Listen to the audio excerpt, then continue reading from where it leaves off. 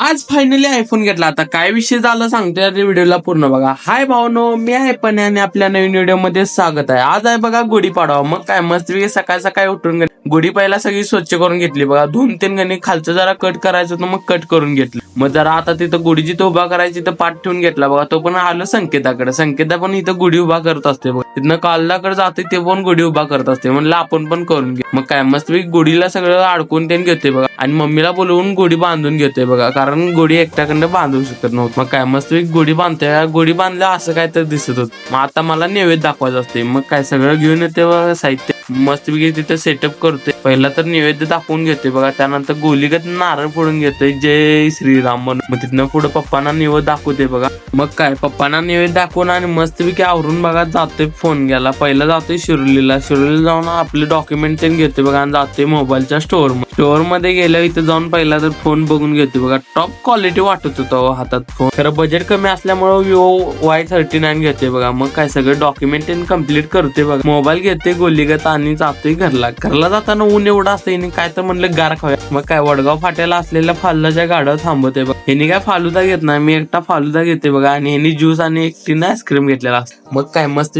कडक त्या उन्हात गोलीगत खाते बघा आणि येते घरला. व्हिडिओ आवडला लाईक करा, शेअर करा. बाकी काय मग सपला विषय.